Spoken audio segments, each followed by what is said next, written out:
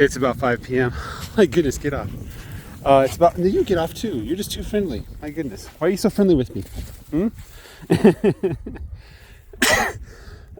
Excuse me. It's about 5 p.m. on Friday, February 23rd, 2024.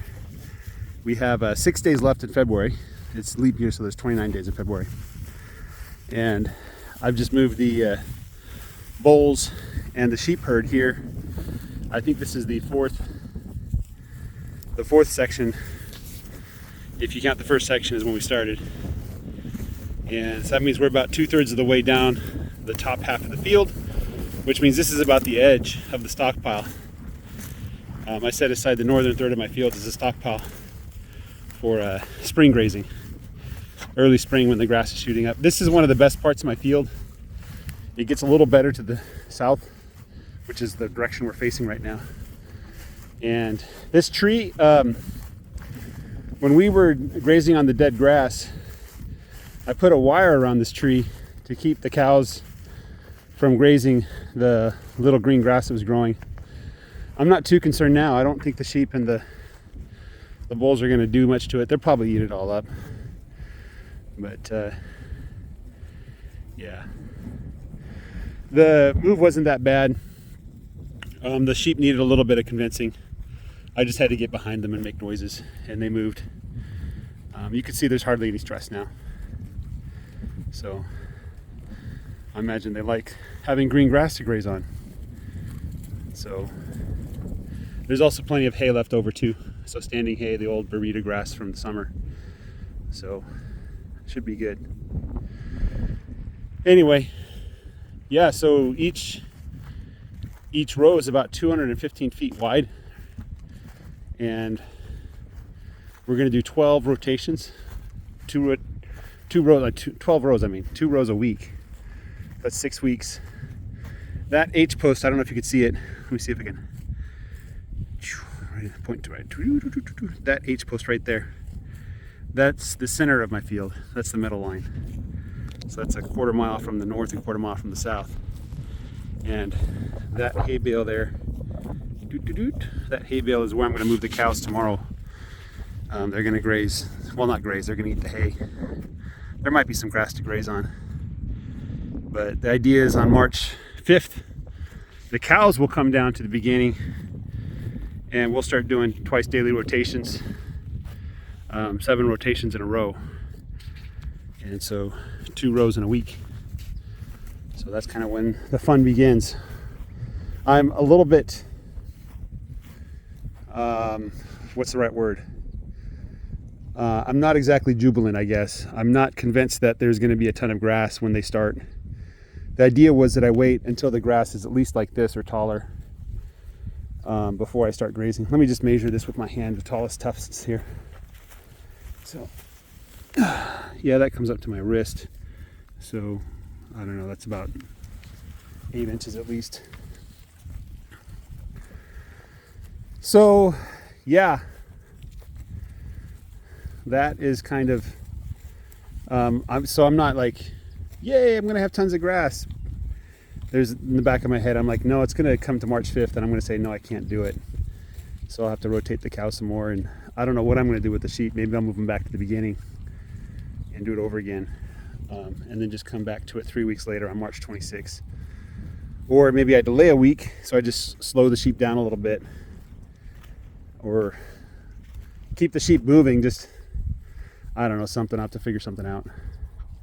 So, yeah. There's the old, well, not the old ewe, but there's the ewe that had the lamb several weeks ago. And I'm hoping that she would attract the other sheep, but she hasn't. But I'd rather keep her here. I want to get the other ewe down here too.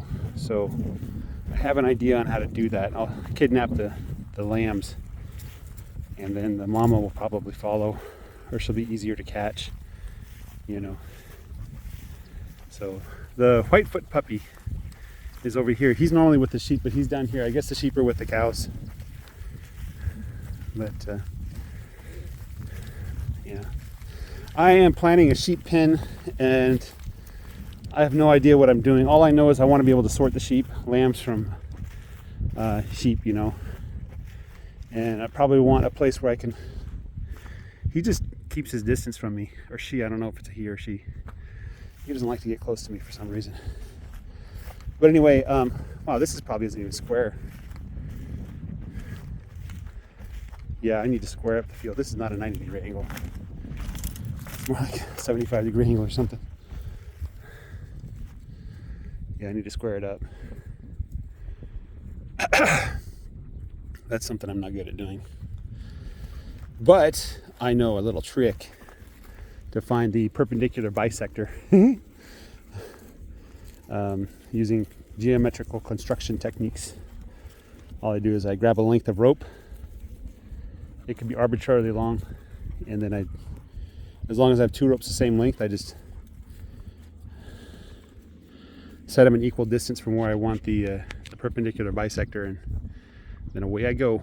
I'll probably do that next time. Use a technique like that. So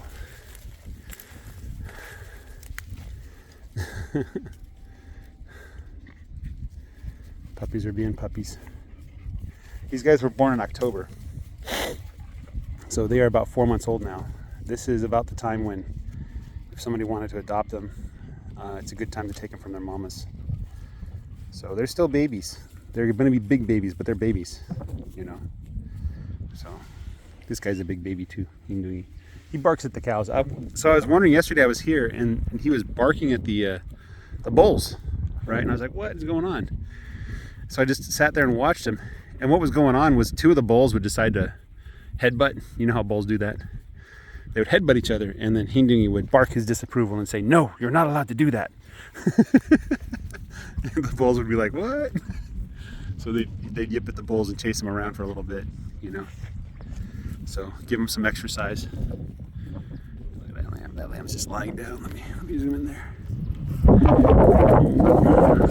Why is it not focusing? There it goes. Yeah, you can tell the sheep feel comfortable because they're spread out. So hopefully, and when I came here earlier, that sheep was with them, but she wasn't really with them. She was just on the edge. They just happened to be together. What are you doing? You put your head between my legs. You're all covered with slobber because you guys were wrestling each other. I don't want to touch you now. So anyway, that's where I'm at with the sheep. Let's see if I can count them. Ready? 1, 2, 3, 4, 5, 6, 7, 8, 9, 10, 11, 12, 13, 14, 15, 16, 17, 18, 19, 20, 21, 22, 23, 24, 25. Yeah, I can't count them all. I need to get a drone or something. Let me get a little closer, see if I can count them all. There's supposed to be, I think, 28. So, okay, this little group here. 1, 2, 3, 4, 5, 6. That's 6. 7, 8, 9, 10. 11, 12, 13, 14, 15, 16, 17, 18, 19, 20, 21, 22, 23, 24, 25, 26. See, I can't count them. I need to get them in a chute. I figure I have enough sheep now that it's hard to keep track of each one individually. Okay, one more time. I got 4 over here by the tree. 1, 2, 3, 4, 5, 6, 7, 8, 9, 10. 11, 12, 13, 14, 15, 16, 17, 18, 19, 20, 21, 22, 23, 24, 25, 26, 27. See, I can't count. We couldn't even count them. We had them on the trailer. We couldn't even count them. They're all bunched together. So I need to get them in a chute, and that's the only way I can count them. But what I was saying is that I have, a flock of sheep, and trying to keep track of each one is going to be a fool's errand. What I'm going to do is just try to get them on a schedule so they lamb all at the same time, which means I'm going to have to take the rams off and then put the rams on, get all the lambs all at once, and then separate the lambs all at the same time, and then neuter them all at the same time and all that stuff. So just start treating them more like a herd and less like individual animals. So that's kind of what I have to do. All right, guys, have a great day. Take care. Bye-bye.